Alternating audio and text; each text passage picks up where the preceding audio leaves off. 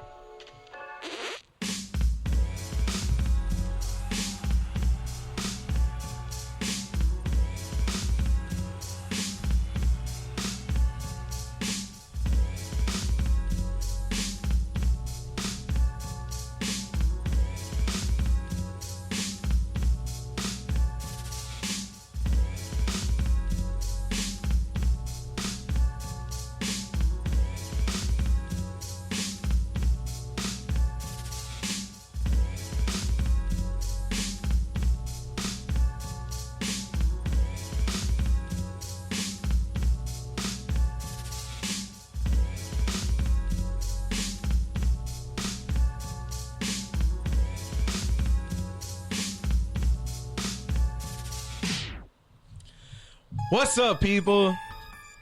Live from the Good News radio station in Hawthorne, California. It's Touchdowns and Tangents. I'm Pete D. Camarillo. I'm Kenneth Berry. And we're here just a few minutes later than usual. But shout out to the X Squad affiliate. Shout out to FBC Radio.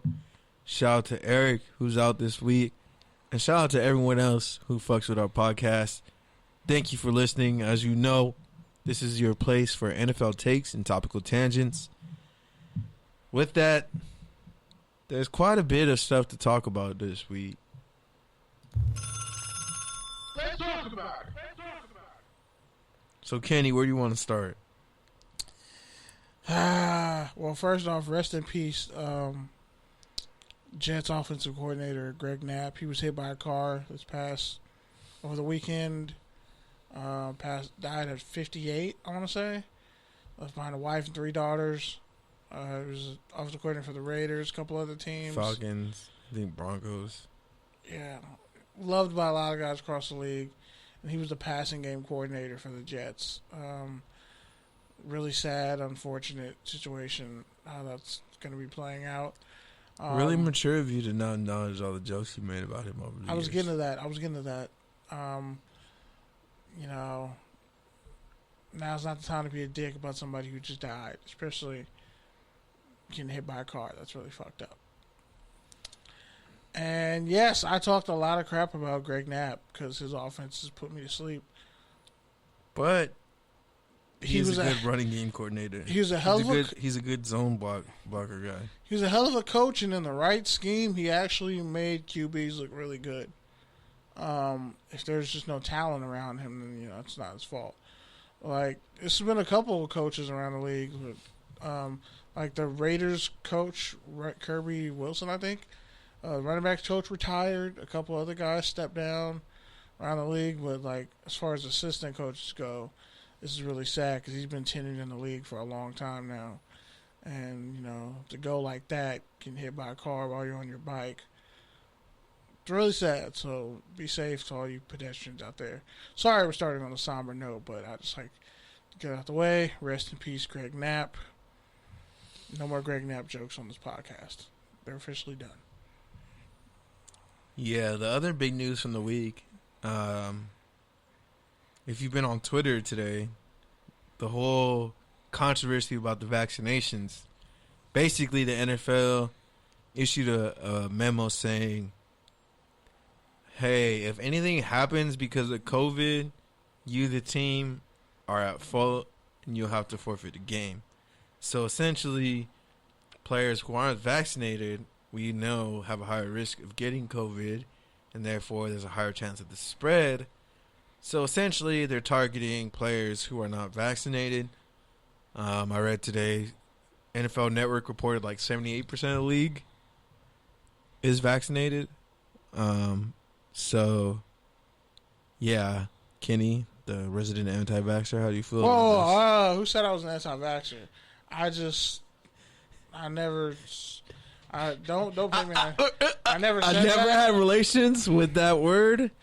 Yeah, I'm not an anti. I don't, because like anti-vaxxer means like you believe all Where's the Mancini shit behind cue it. the Clinton. I just haven't done it. Cue the Clinton. It's like It's like, okay, Backtrack. it's like people who don't wear condoms. He's filibustering right now. Do you call me an anti-condom user? No. No, I know some anti-condom users, bro. Okay, then. You know some anti-condom users. I mean, that's how we all got here, right? Unless you like to emphatically talk into a camera, like you're the only one there, and you're really monotone and mellow and just not really melodramatic at all and uneventful when you speak, but that's a whole nother story. But yeah, I was going to save that for actually touchdown and turnover.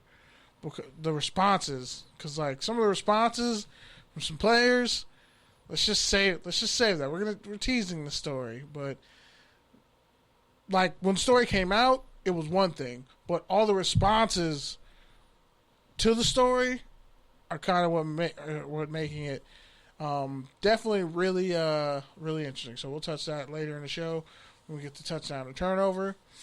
But the biggest news, man, the Raiders, always a side piece, a jump off, never a wife. They passed on Fred Warner out of BYU, third-round pick a couple years ago, for Brandon Parker, a guy who can't play guard or tackle. I love HBCUs, but he can't play, and he's not a capable NFL starter. And they passed on Harrison Phillips, who's an All-American D-tackle out of Stanford, who ran like a 4.8, bench presses the world, and had 100 tackles by himself at Stanford. He had over 100 tackles by himself. Look up Harrison Phillips' senior year stats. He had about 100 tackles by himself. For a D-tackle, that's insane. And for Stanford's defense, like, that's insane. And he's actually a key figure on that Buffalo Bills defense, which is really great.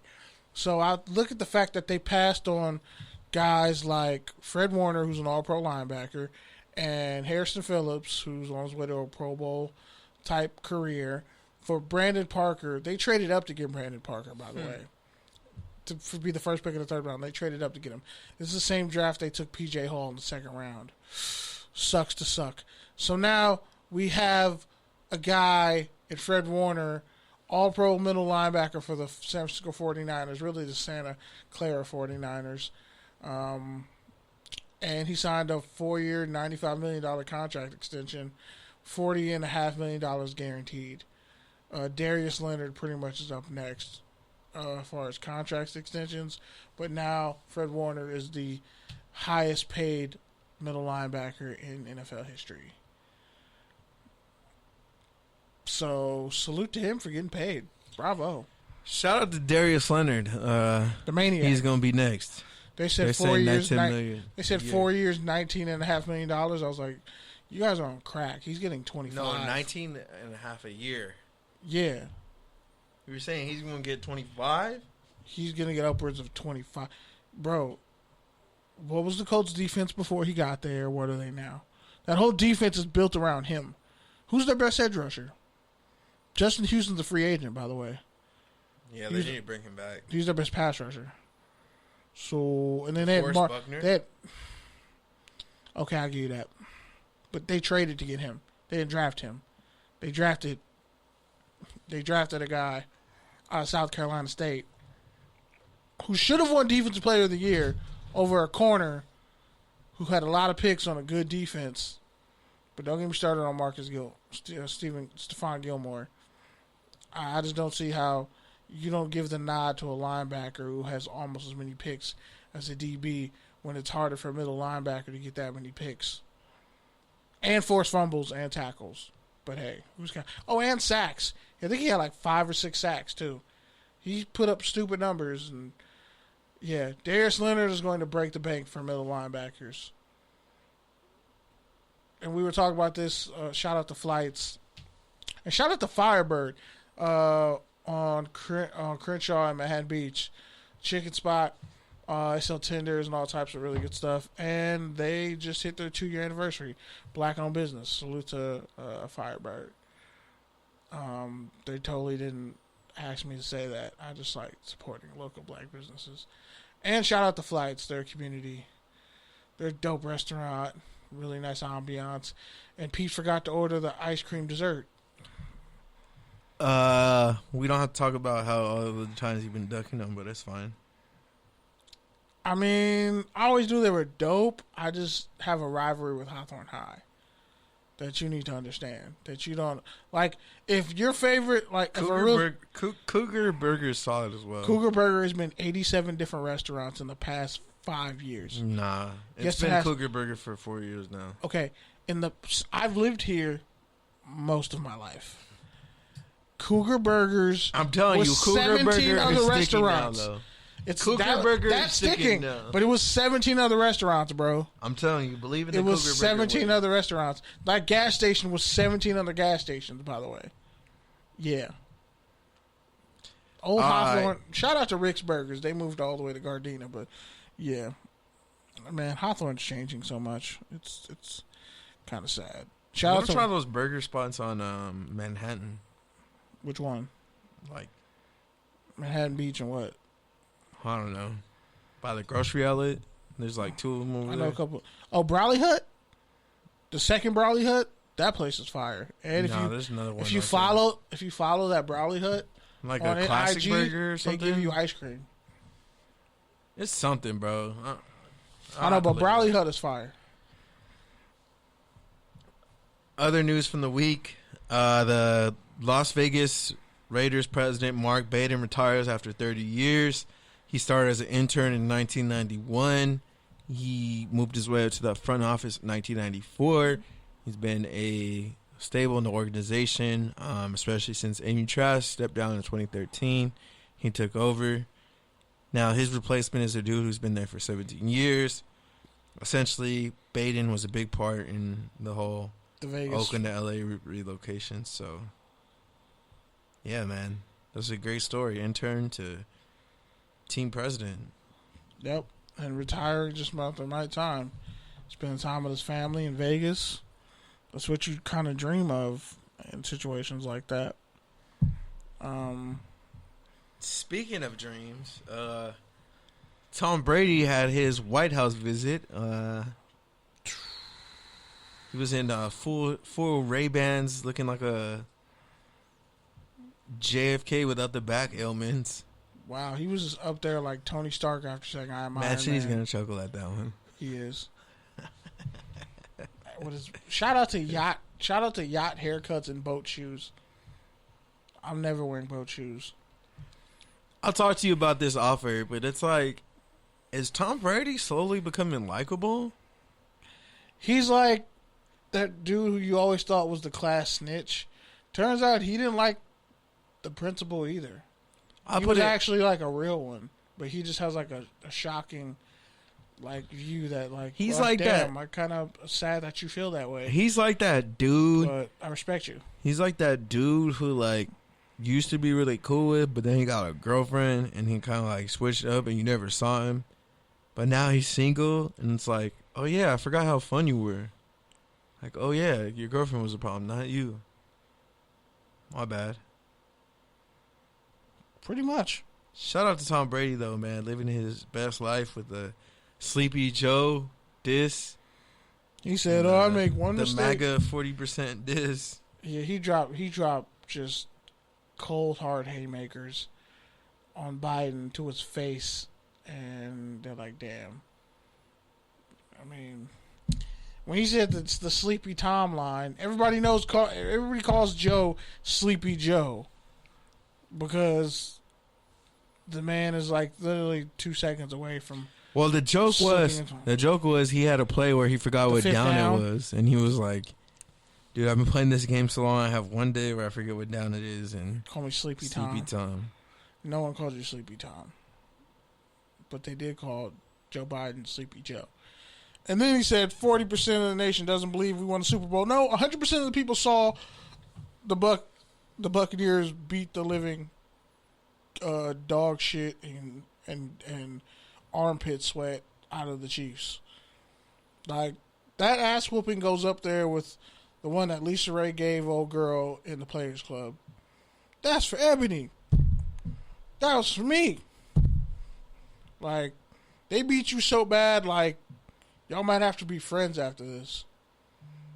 Like, they beat you so bad, you might, like, be romantically interested in them after that. That's like, a lot. That's like a movie. That's like a movie where some spy, like, beat this dude up, and he ended up falling in love with her because she whooped his ass that badly. He's like, I don't even want to smoke no more. Like, that, they got their ass beat so bad, they didn't even really want to smoke no more. That's the Chiefs. That's a better way to clean that up because it was kind of confusing. I mean, people got the first reference, but now it's less dirty. I feel better now. Unlike the Chiefs' offensive line from last year. I don't know why does certain offensive linemen keep getting work, bro? They must have naked pictures of God or something. Shout out to Nas and shout out to Scarface. He really wasn't looking that great on the Drink Champs. That kind of hurt my heart. I love the Ghetto Boys. And, you know, it was our theme song for this podcast for years. Other weird news from the week. Aaron Rodgers turned down a fat 2-year extension from the Green Bay Packers. 40 years. I mean, 40 million, my bad. 40 million. 40 years. Good Lord. 40 years of Packers QB. I don't know, man. I think at some point you just got to trade him, right? Like, I mean, at this point, it looks like it's headed for a divorce. You already have the replacement in the wings. Like, you're just gonna have to win and lose on Jordan Love, don't you?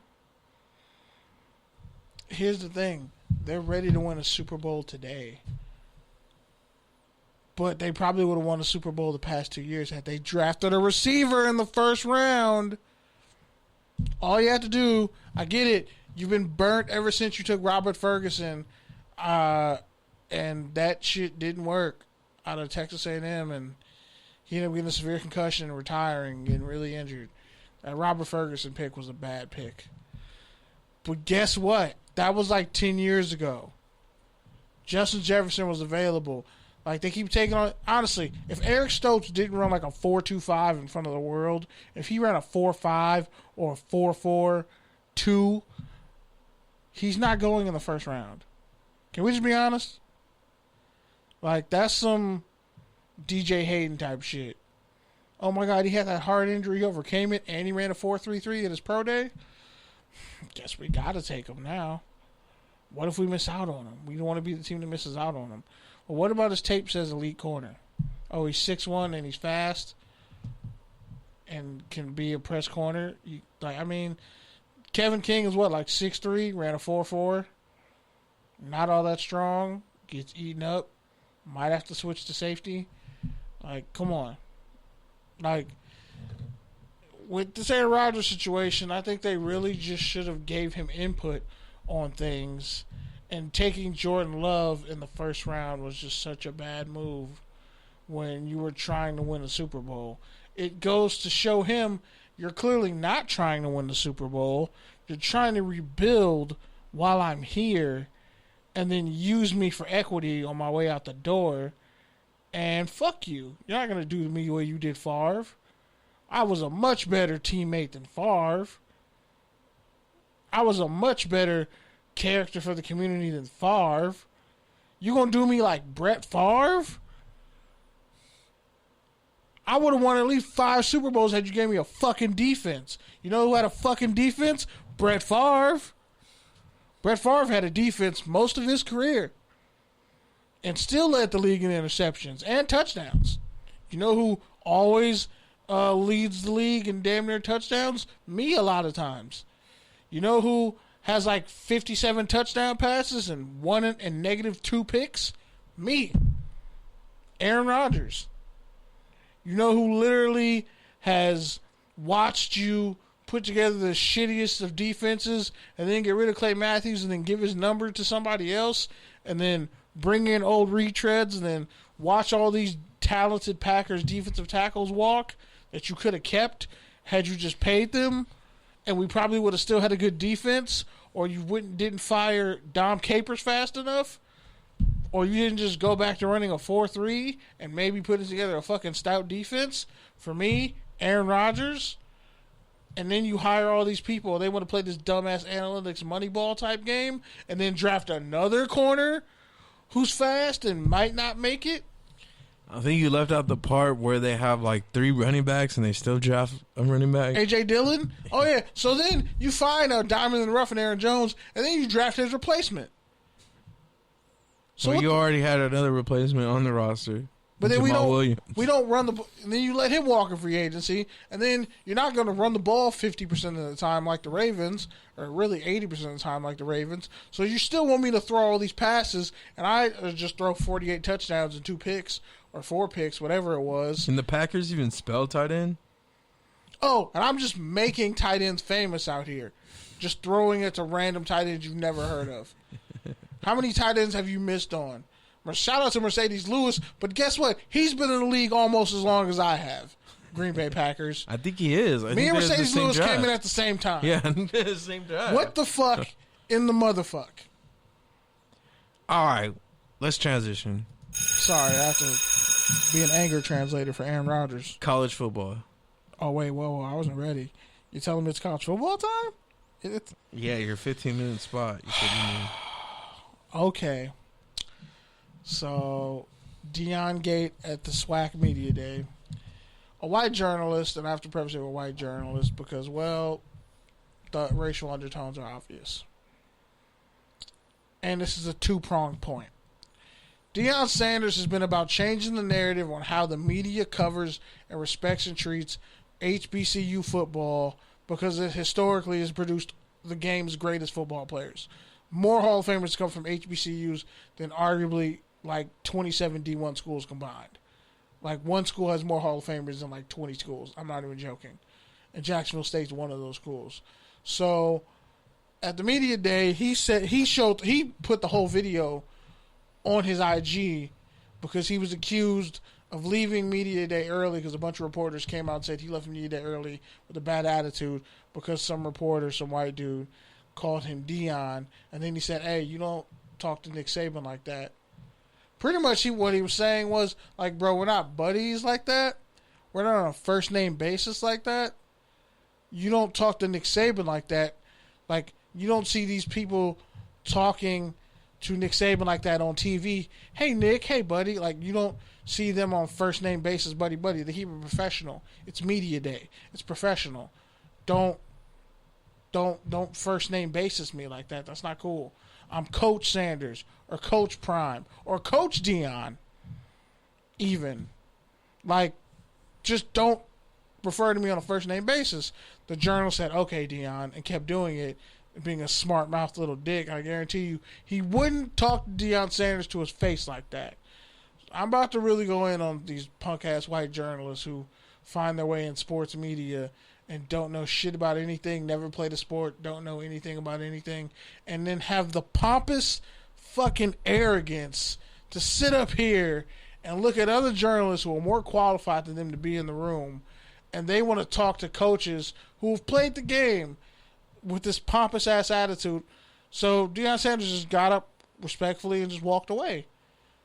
After this journalist kept calling him by his first name, he said, I've called Nick Saban Nick before. I'm like, first off, nobody calls Nick Saban Nick on first reference. I think, Pete, we can agree with that. You're not pulling up on Nick Saban. Like, when I interviewed Travis Clark, I didn't say, hey, Travis. Yeah, but even then, that takes a rapport, right? That takes a certain amount of time, right? Yeah. He just flat out the gate, hey, Deion, like they're fucking buddies. And white journalists, really, white men in particular, dating back to slavery, have this thing, white people have this thing, I don't know if it's unconscious, and it's an unconscious, sometimes conscious racial bias they have when they talk, they feel like they're talking down to a black person who has more authority than them, and they think, like, it's okay, like, you should just go along with it. Like, hey, what's your name? Oh, my name's Frank. I'm gonna call you Frankie. Hey, Frankie. No, my name's Frank. No, I'm gonna call you. I like Frankie. Frankie's fine. Hey, Tommy, is Frankie fine? Frankie over here. No, my name's Frank. Why are you being so uppity, Frank? Because my name's Frank, and you're calling me something that isn't my name, or you're purposely being condescending because you think I should be okay with it because I answer to you somehow, and I don't.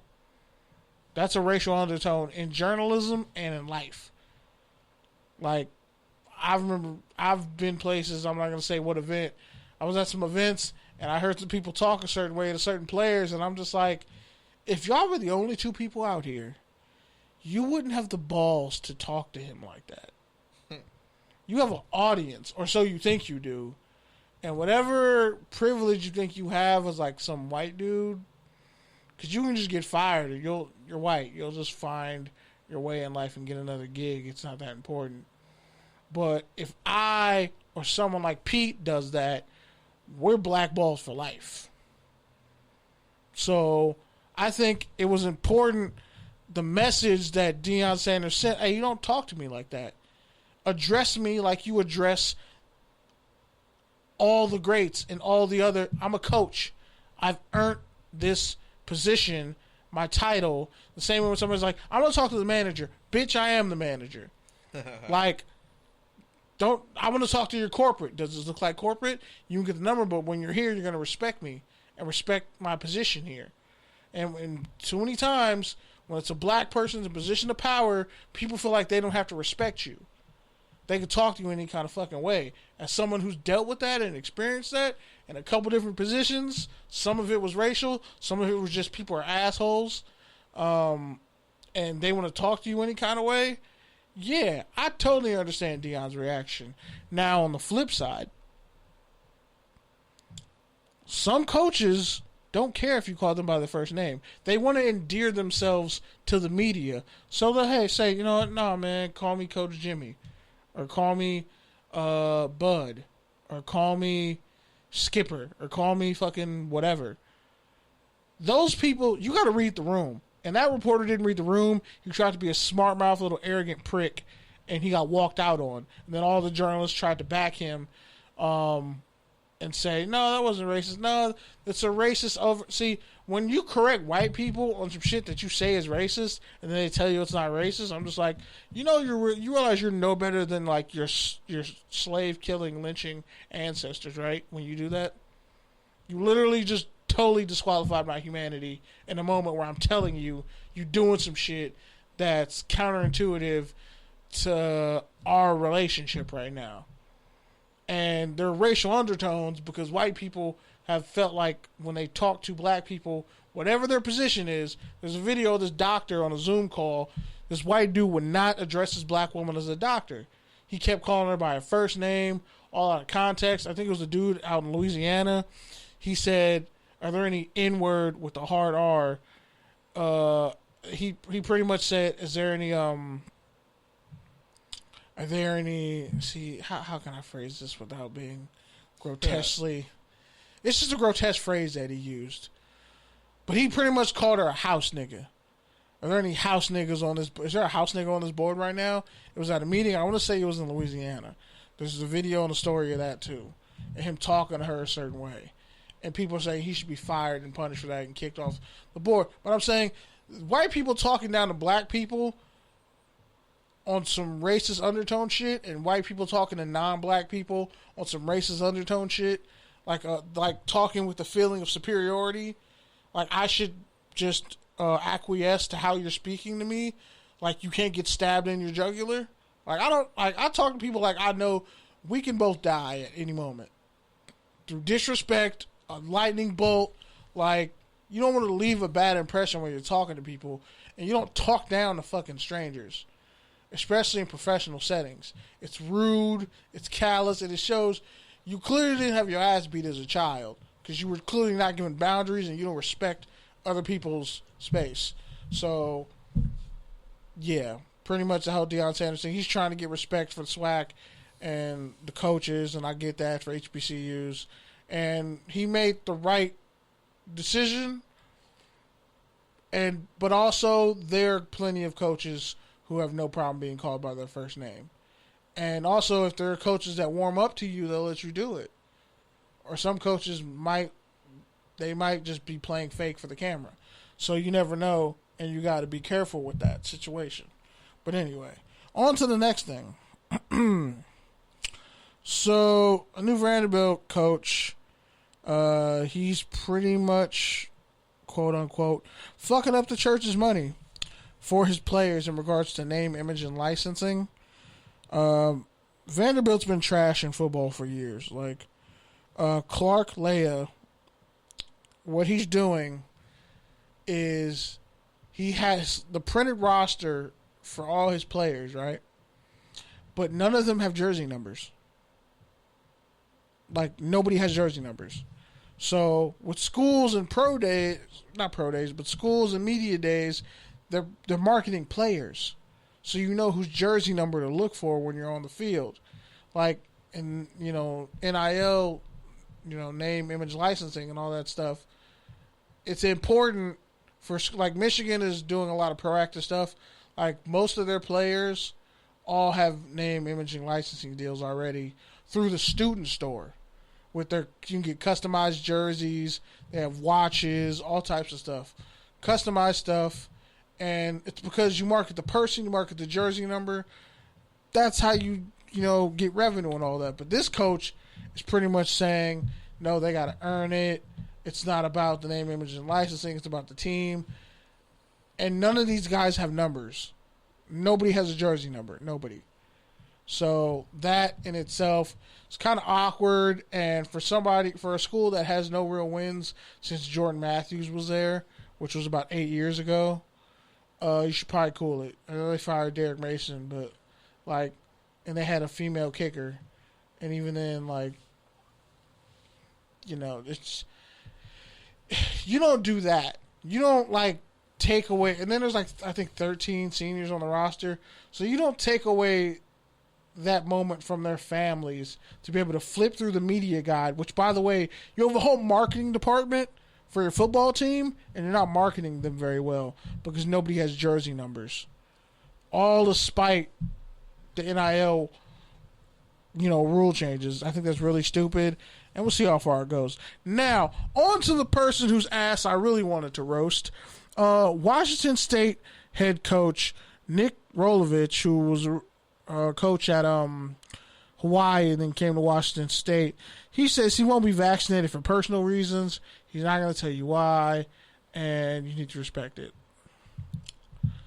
This is the same dude who, because players were concerned for their health, and this is after the Ryan Helinski suicide situation. Players were concerned for their health when COVID started. He pretty much called players who were going to sit out cowards. He pretty much said, there's no reason for you to be here if you're going to opt out for the season. You don't need to be on scholarship. So, in a pandemic, and I think he did Desmond Patton and a couple of other receivers dirty, and they had to pretty much apply for the NFL draft early when they weren't ready and necessarily didn't want to. So, you did a couple of your players dirty. You have this outlandish stance, and then you want to come out at media day and say you're not going to get vaccinated as the head coach of a program when there are SEC schools that are 85% vaccinated. The SEC, the schools who played through all the COVID situations, all the outbreaks, the SEC was like, fuck that, we're playing. Alabama, national championship, SEC outbreaks, we don't care. They're mostly all getting vaccinated. You're telling me, Nick Rolovich, Washington State head coach, with your somewhat questionable history with how you've handled your players during the pandemic and what went down and how you were potentially going to take scholarships from guys. Oh, and you punished players who put their name on that letter to the Pac-12 on wanting to get their name, image, and licensing. Yeah, I didn't forget that. You punished those players, retaliated against them, and now you're going to sit up here and not get vaccinated, and you're the head of the program, and you're supposed to be teaching responsibility and accountability, but you as a head coach don't want to get vaccinated. Thus, you could get your whole team sick, and then you just have more marginal success at Washington State because 7 or 8 wins is good enough at Washington State. Let's just be honest. Yeah, that's real scumbaggery. And coaches who do shit like this at every level, whether it's high school, Pop Warner, I don't care what sport it is, you guys are kind of pieces of shit for that. Like, you're gonna pick some stance to where I'm not gonna do this, but then holds your players to another standard of ethics. That's trash to me. Well, even like LeBron and them fucking doing commercials about it, and then all of a sudden it's like, It's a private matter. I'm not doing it. It's a private matter. But that's fine. It's Like, a private yeah. medical matter. Okay, but it wasn't a private matter when you were advocating for it because you still had a chance at winning a championship. But also, do you want people like he's such a public figure? And he just crossed that $1 billion threshold. He don't want everybody in his family's business, which I understand. He's a public figure. You've made your whole family public Bro, figures. his son is a public figure. Yeah, I said his daughter is a public figure. Everyone in your family. She gets billions on her YouTube channel, bro. She gets money off TikTok. I'm not gonna feel bad for them, bro. I don't feel bad, but I'm just saying that's different from LeBron to a college football head coach who literally was just busting down his players for I just think being on scholarship. I just think it's corny. I just think it's corny to COVID. just be like, hey, everyone get a shot because it takes all of us to kill this vaccine so we can have insert sport. And then it's like, well, you didn't actually get it. I'm not going to follow the rules. So then don't say anything. So how can your players respect Sit this one out. Sit the commercial out, bro. You don't need this one. Yeah, but with Nick Rolovich at Washington State and how he did some of his players, which is real dirty, how do you sit there and look your players in the face and say, I got your best interest at heart? You're not going to get vaccinated, coach. You could get me infected. You can get your star player infected. You going to blame us? You going to blame the students? He's had a hard line about some things, and I'm like, yo, this dude is that, like, coaches like that I don't respect because you're not a man of your word. Like, there's too many holes in your morality, in your moral code, and if you're gonna hang your players out to dry, I would never want my son or daughter or whoever to play for you because you just have some moral relativism, and then you want to play that bullshit conspiracy game about vaccines when you literally are in a state. Washington was one of the worst states hit with COVID. And you have the audacity to come out and say you're not going to get vaccinated? Respect my decision? Hold up, bro. You the fucking head coach. Anyway, whatever. So Texas and Oklahoma, their contracts with the Big 12 expire next week on some CM Punk side of the game type stuff. And they both want to leave and join the SEC. Now, Texas was supposed to join the Pac-12 like years ago, but the money wasn't there, and they wanted to keep their own network because they have their own network. Oklahoma really can actually be independent. They have the money. They're sponsored by Jordan, and all their success, like, they could pull it off. They don't really need a conference. And they'll probably get more money that way if they start up their own network or whatever, or just double down on what they have. But they want to join the SEC, and you can guess it, all the teams that went to the SEC from the Big 12 who are getting their shit kicked in every week, Missouri, Texas A&M, they're like, we don't want them here. Don't bring them here. Why are they here? No, go away. They don't want Oklahoma and Texas in the Big 12, which really would be a concession because Texas and Oklahoma are the Big 12. So really, the Big 12 and the Mountain West should just combine. Pretty much what I'm saying is the PC3 is just going to have to happen. Like, the Pacific Coast Championship Conference is going to have to happen because if Texas and Oklahoma go to the Big 12, if Texas and Oklahoma go to the SEC, it's over, bro. Pac-12 schools might not as well not even play football because it's done. It's over. Or if they go to the ACC, it's a wrap. It's over.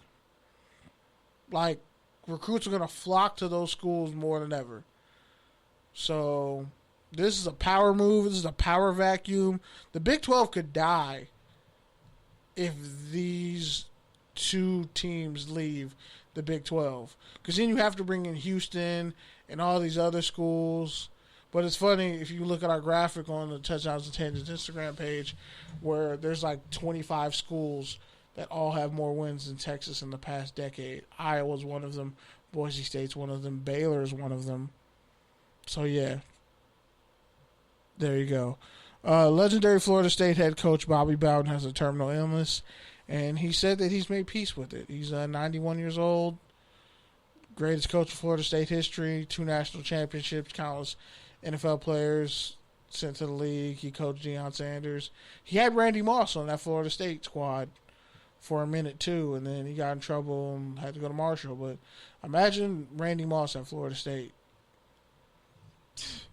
And he was killing people in practice. They were saying he was embarrassing people in practice. But yeah, God bless Bobby Bowden. He's lived a full life. Terminal illnesses suck.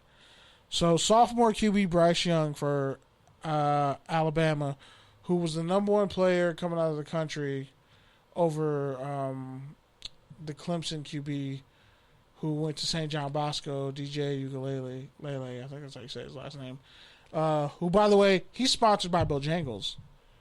He had a commercial with 2 of his teammates. They were eating Bojangles chicken sandwiches. He's sponsored by it. Bryce Young, on the other hand, has about almost $1 million in NIL money, and he hasn't even been named the starter yet for Alabama. Damn. He has probably close to $1 million. That's what Nick Saban said. He said it's still counting. Alabama brand, according to Nick Saban. Well, no, Bryce Young was the number 1 player in the country coming out of modern day. So, and we're going. Oh, don't worry. We're just almost knocking over the entire table. Yep. It's all good. Whole table almost fell over. Crazy times. But yeah, he was the number 1 dual threat QB and number 1 QB in the country coming out of high school, modern day. And he's been sitting on the Alabama bench. Not even the starter yet. $1 million in NIL money. Crazy. Also, last thing for college football news, Barry Sanders is getting put in the Oklahoma State Ring of Honor along with Thurman Thomas. He's getting a statue outside of the stadium, which he's only the second person to get a statue other than, T Boone Pickens, who apparently was a huge racist back in the day and, funded the stadium and all that stuff. Oklahoma State. Now, tell me, Pete, how is it that Barry Sanders is a college football Hall of Famer, one of the greatest players to ever play football, and he's just now better than Jim Brown? Oh, sorry.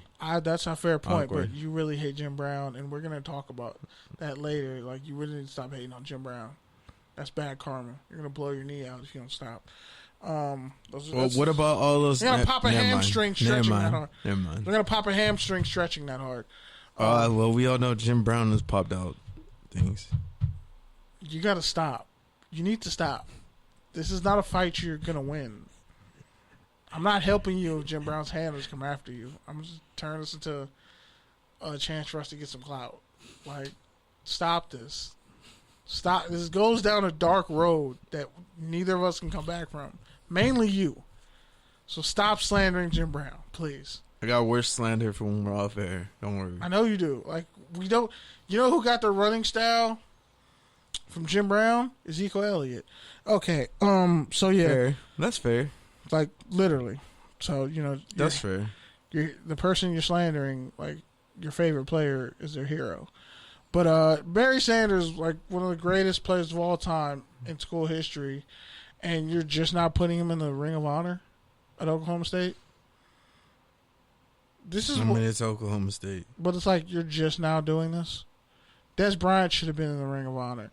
You're just now putting Barry Sanders in, and he's like almost 50. And Thurman Thomas, he ain't better than Thurman. He's not even better than Thurman Thomas. Thurman Thomas is great, but Barry Sanders is Barry Sanders for a reason. Yeah. How do you not put him in? But it is great that he's getting a statue. Thurman Thomas should probably get a statue too, but then again, he doesn't have numbers comparable to Barry Sanders. So, but they're still Hall of Fame running backs who went to the same school. Crazy times. But anyway, that's it for college football. All right, and with that, we move to touchdown and turnover. Because it was the first one that I saw. I mean, take your tangent was first, but okay. All right, Kenny. We'll go with touchdown and turnover. So, players like DeAndre Hopkins, what's the defensive end for the I want to say the Ravens. But yeah, a bunch of players came out and said, DeAndre Hopkins deleted his tweet that he would have to consider his playing career in the NFL. Oh, sorry. I had to sneeze and it didn't come out. Even you're tired of your college football spot. Not really. I wasn't talking about college football. But, like, I really had to sneeze, and then it didn't come out, and I was like, oh, God, my face is burning. But, it happens. He pretty much deleted the tweet saying, you know, he'd have to really reconsider if he'd play in the league, you know, behind getting vaccinated, which he clearly isn't in support of. And then one player, I want to say it was the dude, Matthew Judon. I think he was the one who said it. He said, man, our fucking players union is trash. A lot of people are not. And then Cole Beasley apparently said, John Feliciano went off. Yeah, John Feliciano was like, oh, the government's lying to you, blah, blah, blah. Fauci is literally, it's been said that Fauci literally helped, like, create AIDS back in the day and did a bunch of foul shit back then. There he goes, spreading fake news. That's literally what the people who say Fauci is dirty are saying about him. That's not me spreading fake news. That's called false equivalency. No, but that's what just they're because saying. Somebody says it doesn't mean you have to share it and regurgitate it unless you believe it or think there's some factuality behind it. I'm just saying that's the excuse. You're creating a false equivalency saying that by sharing it, you're saying that you're validating it. No, I'm not validating it at all. I'm saying that's what people are saying. Hell, I'm not going to repeat half the shit I heard John Feliciano say because it didn't make no sense. But what Cole Beasley was saying, he's pretty much said, you know what? I'll get the Pfizer vaccine if they offer me some stock in the company. And pretty much Mark Cuban was like, if you get the dosage, I'll buy your wife some stock in Pfizer. You get a 3.8% return on investment. So a lot of cats in the league aren't really comfortable with getting vaccinated. More so than you would think. Yeah, I just thought it was crazy. Like, Jalen Ramsey was like, hey, if people get vaccinated or not vaccinated, it's their choice, but I'm not going to look down at them as a teammate. Like, we don't need that extra pressure. Whether or not you get it, you can still get COVID. So it's really just up to the person, which is a take that I can respect, I guess. At least there's some, thought process behind it. Yeah, either way, you got to live with the consequences, whether you take it or not. You still have to be careful. And as their teammate, it's the same thing. Like, you just have to live with the consequences. It is what it is. You can't make them do it. But if something does happen, well, it's on all of us. Well, guess what? People didn't want to play with Magic Johnson because he had AIDS. Karl Malone. Fuck Karl Malone. But did we get past it? People got past it, right? People got past Magic and AIDS and that stigma and HIV. We got past it. You'll get past COVID and vaccinations too. But don't blame your shitty play or if your team chokes in the fourth quarter on a COVID vaccination controversy. I don't want to hear that shit. If you blew a touchdown in the last seconds of the game, it wasn't because of COVID.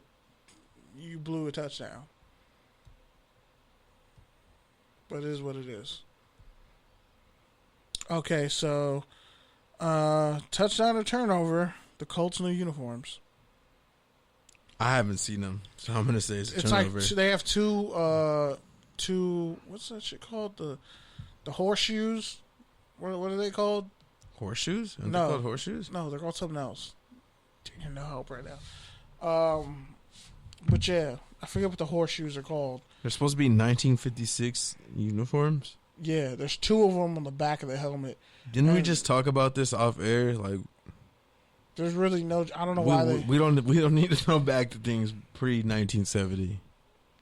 Almost talk about. Hey, I know, in the 1856. Like, yeah. But yeah, like, I'm like, okay, Colts, so your jerseys are darker? It's a darker blue? Yeah, and I guess the stripes are a little bit different. It looks essentially the same. That's why I was like, what was the point? What was the reason? Shout out to Cardi B. What was the reason? This one has 3 stripes instead of 2, so and Adidas? they're shifted down instead of like on the shoulder pad. So yeah, it's so uneventful. It was. So they look more like college uniforms now than before. They look stupid. Like, their uniforms were perfectly fine. They could use a refresh. I stop. I don't like spiral socks. They're not bad. I was just kind of getting tired of looking at them. I don't like black cleats with white socks. I will go white socks or blue cleats. I'm going team color cleats or white cleats. I'm never going black cleats. That shit's nasty to me. All right. Next up, Steelers linebacker Vince Williams, former Florida State standout, retires after 6 years with the team. Touchdowns or turnover? This is a touchdown. I mean, he had a pretty good run. I think one year he had like 8.5 sacks and 9.5 sacks. It was weird. He had like a pretty big sack total for a middle linebacker who's not that fast, but you know, I think he won a national championship with Florida State, and he had a good run with the Steelers. So he's Carlos Williams' brother. Yeah. So, and Carlos Williams played running back for that Florida State team. He was nice too. That was actually a pretty decent Florida State team. But yeah. 121 starts, 70 games played, 70 games started, 121 games played, 20.5 sacks. For a middle linebacker, that's a lot. 31, war number 98. Yep. Solid player. But they already have his replacement ready, so it is what it is. And Devin Bush is coming back from that torn ACL. He says he's completely healthy. So there you go. Kanye's custom Falcon jerseys for his Donda album release party. Donda was the name of his late mother. Can we just say they look like FUBU jerseys? They look like the exact FUBU. Money! They look like the FUBU jerseys, but like I like the gray metallic with the red fade job. Bro, can Jeff Bezos just take Kanye to space with him? Please? Nah. Please? Nah. Please? Nah. Why not? Because Jeff Bezos is going to bring him back. Like in the Boondocks when they kidnapped Bill Cosby and brought him back. Like, oh no, we're good. We don't want any pudding pops. Wow, Kenny, did you just make a Bill Cosby joke? Yeah, because pudding is mid. Now, give me some banana pudding with some vanilla wafers. You got me for about 20 minutes. And then after that, I'm over that too. But all right. You were actually right there.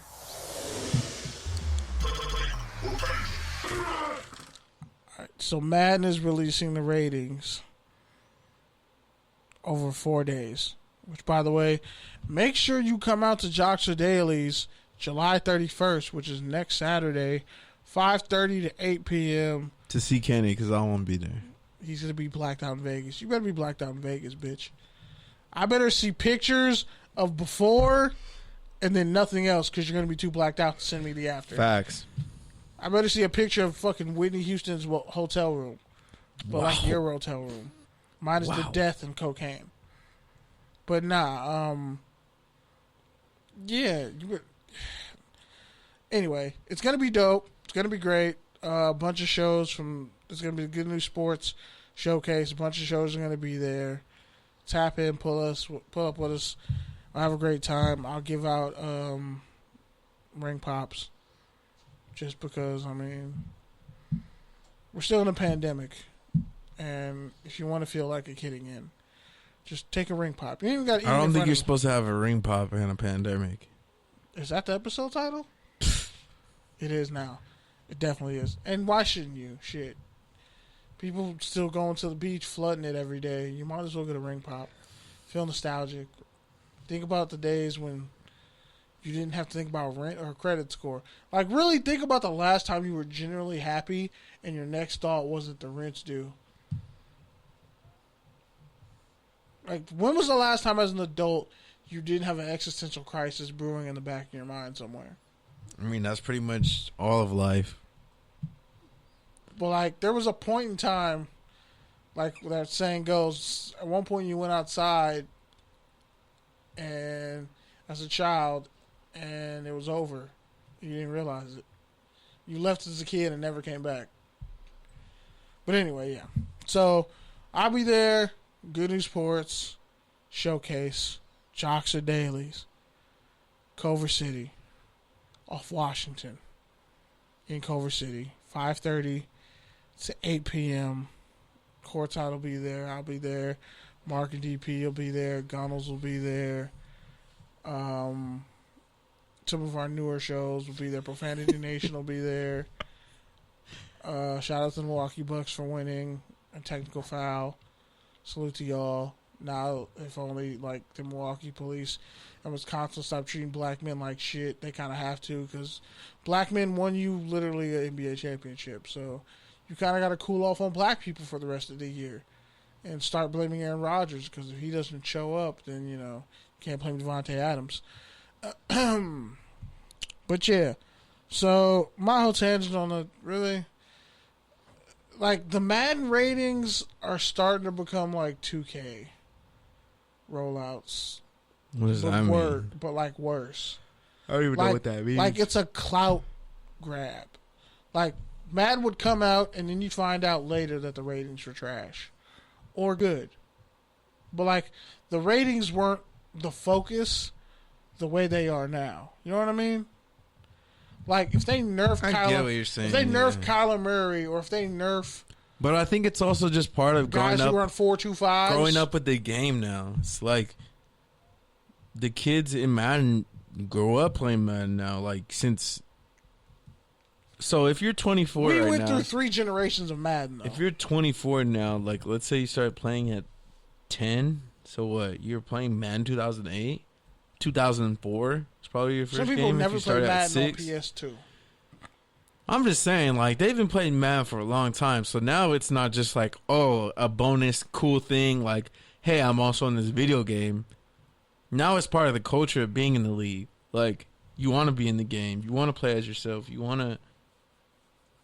It is a status thing. But, I mean, the ratings... I think it's just a natural progression of the game... Of gaming, just video games being so much closer to everything, including football. But the ratings are worse than ever. People have always played Madden, bro. People have always complained about the ratings. It's just now it's a much bigger scale. But now it's much easier to change. Now, like you said, it's a bigger rollout. So it's like, yeah, people care about it like more publicly. But people were always bitching about Madden ratings. But we were coming up, it was harder to complain about the Madden ratings because we went off your 40 times. I guess. Like, T.O. got a faster 40 time because he played faster. Like, Adrian Peterson had like a 98 speed rating at one point. The fuck was that about? He had 98 speed, though.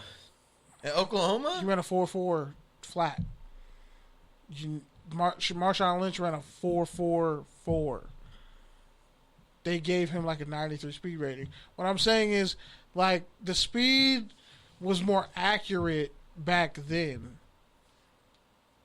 And the arm talent and the agility and the jumping. Well, Derrick Henry ran a 4.5, right? So he should have a 90 overall speed rating? His game speed. He's big, strong, and fast, and when he pulls away from you, he pulls away from you. So his acceleration should be higher than his speed.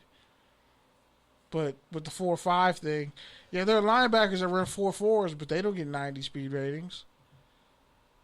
That's what makes no sense to me nowadays. Like, they're like, oh, we can't, like, when we talk to Corey, they're like, oh, well, they don't want to nerf the game, but if all of the people playing the game are super hybrid athletes, then you're nerfing the game by not giving them the correct speed rating. If you ran a 4.31, you should have a speed rating of 95 to 96 or higher. You shouldn't be any slower than that. you're fast as shit. If you run a 4.25, if you run a 4.2 anything, you got to have at least a 98 speed rating. If you run a 4.25, I'm going to just give you a 99 speed rating. Now, acceleration, I'm going to judge you off your 10-yard split. Agility, I'm going to judge you off your 3 code and all that other stuff. Strength, I'm going to judge you off bench press or play speed, whatever. But with Madden, it's like they're trying to nerf the ratings to protect. Like, bro, their defensive ends running. They don't want to lose too much credibility by pissing off too many players. Bro, if not Shaka Tony. But they're still pissing off players. If Jason Owe ran a fucking 4.37 and I watched it with my own eyes, then you have to give him a faster rating than Justin Jefferson. Speed, he ran a 4.37. You have to give him a faster rating than everybody who didn't run a 4.37. There's levels to the speed. And guess what? Yes, athletes are faster than ever in football because that same cat who he would have been forced to play tight end, and if you couldn't block, he would have just got flexed out of football. He would have had to go play basketball. Now that dude is an edge rusher, and you have to block him because he's strong, fast, and is like his awareness might not be that high, but he still runs a 4.37 and he's 6'5", playing outside linebacker. You get what I mean? Like Kyler Murray, you can't nerf his stats the same way Michael Vick was so dominant in Madden that it wasn't even fair. That's a cheat code. When you nerf everybody else, but then jack up his rating. When they gave Devin Hester a 100 speed rating, when he clearly wasn't the fastest dude in the league, but then if you did anything to like edit him as a player, he lost his 100 speed rating. Like, why don't you just put the scales at 100, is what I'm saying, instead of 99. Just be 100 overall and market that. But the ratings have gotten so crappy because it clearly makes no sense when this guy has this rating and that guy has that rating. But you look at how fast they run and how they play, it's like, well, what are y'all doing? And then the face technology be all janky. So, it is what it is. That's my long-ass rant. So, free agent linebacker Michael Kendricks, he essentially beat a case. That 2018 insider trading case where he was facing like 50 years in prison or some shit like that. He ended up getting 1 day in jail, 3 years probation, and 300 hours of community service. And he's eligible to play in the NFL right now. Take your tangent. Sorry, I was reading Kanye West Down There reviews. Wow, I knew you were. You bastard. You're gonna listen to that album and be like, oh my god, bro, it sounds just like Ultralight Beam, but with a splash of Yeezus. Anyways, I'm sorry, which one were you on? Mark Emmett? Michael Kendricks. Fam, how you... Oh, Michael Kendricks. Oh, my bad. So, we was facing like 50 years in prison, right? Yeah. And he managed to get 1 day in jail, 3 years probation, and 300 hours of community service for the insider trading. I mean, it sounds like a white-collar crime, right? And he got a white-collar sentence.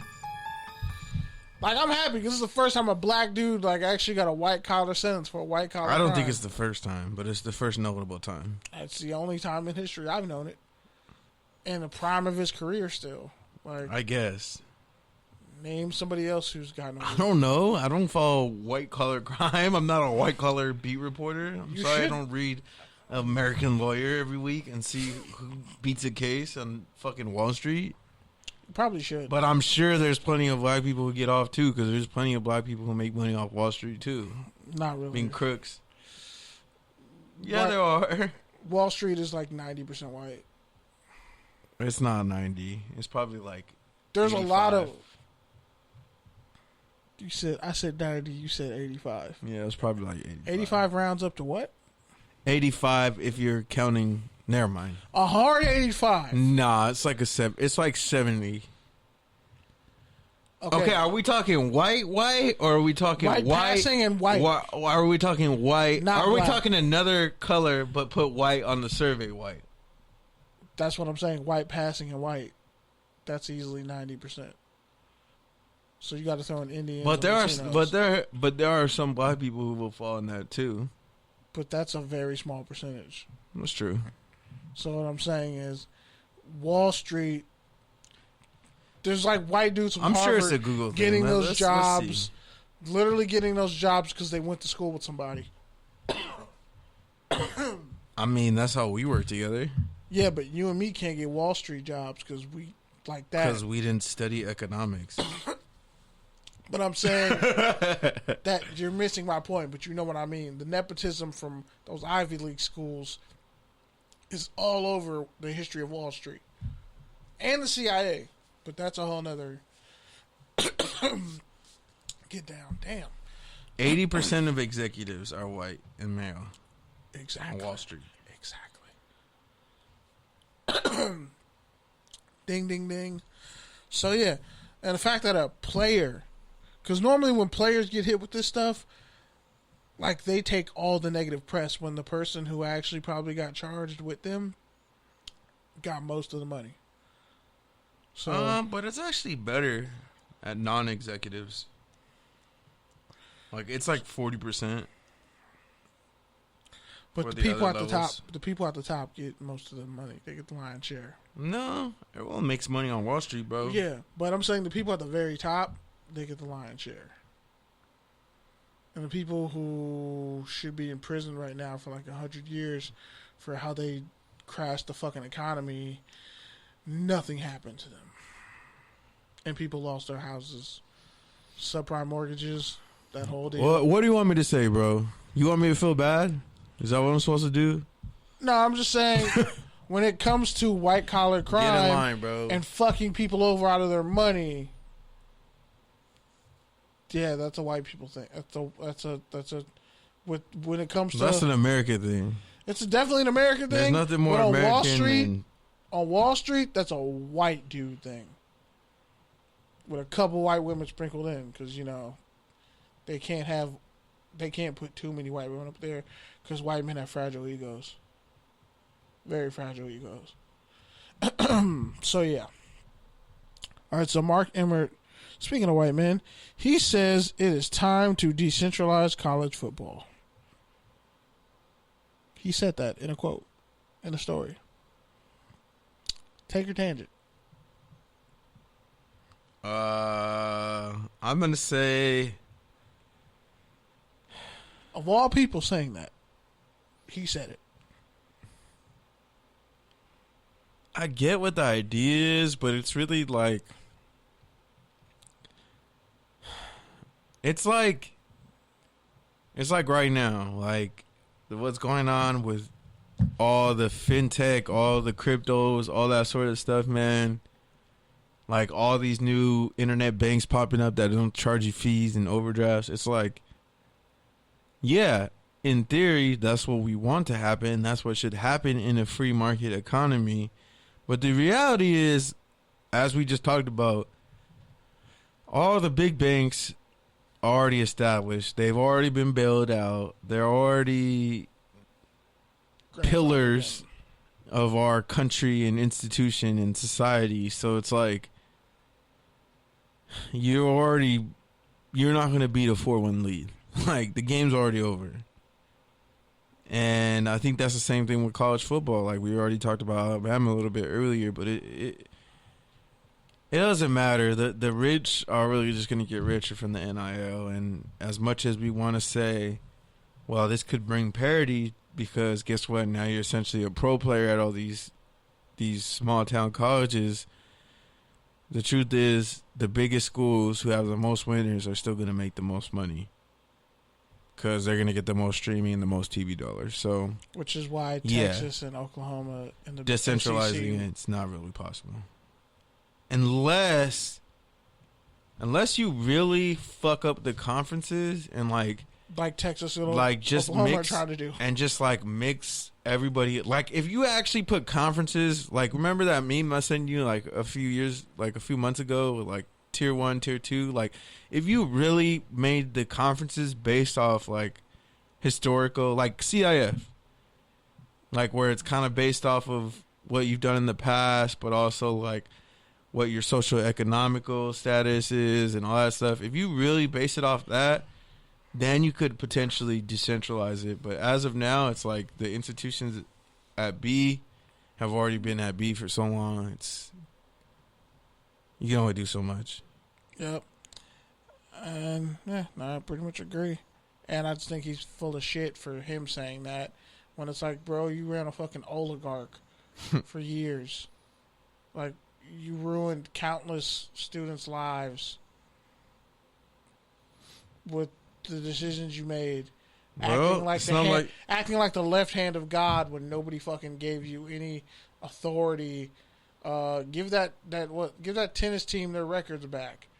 That women's tennis team. Give them their fucking records back. Take that asterisk off Des Bryant's name and what you did to him. Reggie Bush. Give him his shit back. You need to, clear a lot of people. Deshaun Foster, when he got busted for having somebody buying him a car at UCLA. Like, just a whole bunch of shit y'all need to do right by cats, and you're not doing it. And even Ohio State, it's wrong. But whatever. Lastly, Aaron Rodgers has more NBA championships than Chris Paul as the minority owner of the NBA champion Milwaukee Bucks. I just want to shout out to Giannis, man, because a lot of people, especially this year, were like, oh, Giannis isn't that skilled. He doesn't shoot. He can't hit a three. He can only take you so far. Brooklyn. And it's like, dude, Giannis just trusts the process. He stayed the course. Like, whatever cliche you want to use, he made it happen. And, like, a lot of people forget, man, Giannis was really one of the first people that Kobe really kind of reached out to as he was exiting the league. Giannis, Kyrie, Booker, like, those are kind of his next up. But I think Giannis especially, just because he worked out with Kobe and Kobe didn't work out with a lot of people. So I'm just happy for Giannis, man. He deserved it, and obviously I'm happy Chris Paul didn't get one because I don't know.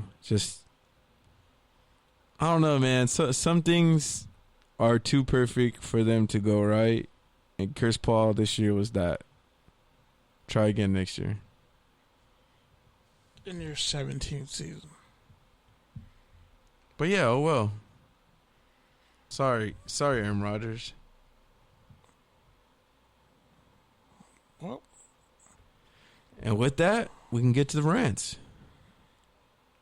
You want to go first, or you can go first if you want. Well, it's July. We're rounding out July. Holy shit, this year has been going by fast. That means football's right around the corner. If you're in LA, the Rams and the Chargers are both going to be having open practices coming up soon. So they're free. Make sure you get vaccinated. Get out there. Check out what's going on at SoFi. Other than that, man, football's in the air. If you're not ready for it, then what are you doing? It's less than a month away. I'm going to be seeing some actual live football. Hopefully we'll be able to be in the stands as well. It's an exciting time. It's just that time of the year where everyone who's ever played football just gets that little bit of an itch in their toe, and they're ready to line it up. So it's a good time to play ball. Looking forward to a wedding this weekend. Yeah, that's about it. Kenny? Yeah, my nephew, he really has my sleep schedule down packed.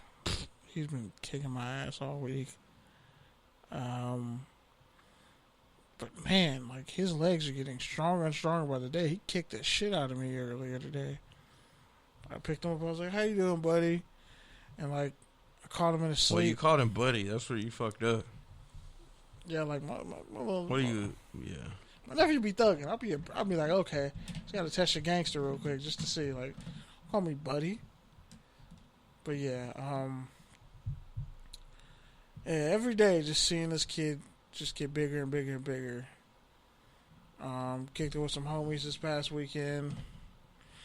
Caught up on old times. We all getting old out here. But, like, it's good to know that, like, friendships, they mature with time, too. Like, even if you go, like I thought about it. Me and my homies were talking, like, damn, we really haven't kicked it together since before the pandemic in, like, 2019. Like, it's literally been, like, a year and a half since me and the 3 people I was kicking it with were in a room together. We were just like, shit. By the way, B-Dubs is definitely trash now. Buffalo Wild Wings is taking a huge step back in my book. Went there. Like, the seating was kind of sparse. They ran out of brisket. They ran out of pulled pork. They ran out of chicken. I was like, how the fuck you run out of chicken? I wanted chicken nachos. So I just settled for onion rings and boneless wings. I was just like, yeah, it's fine. Oh, and I got charged extra for some lemonade. But I was like, at this point, lemonade should really be bottomless. Like, who the fuck, like, what Karen decided lemonade she said a refill, so that means free, no?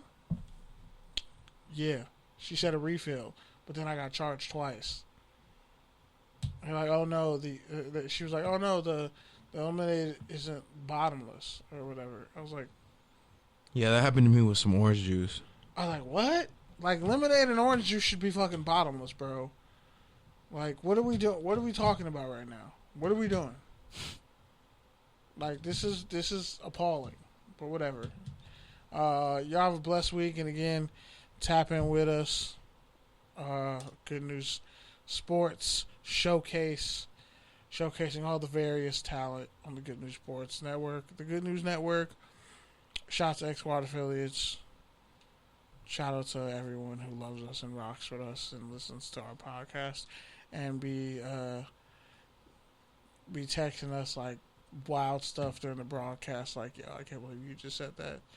Like, I still can't believe Pete really thinks Jim Brown isn't that good. Like, that's like saying Muhammad Ali isn't that good. That's just saying Muhammad Ali isn't better than Deontay Wilder. Like, nah, that's like stupid. Jim Brown's a generational athlete. Like, it's baffling. But hey, whatever. Yeah.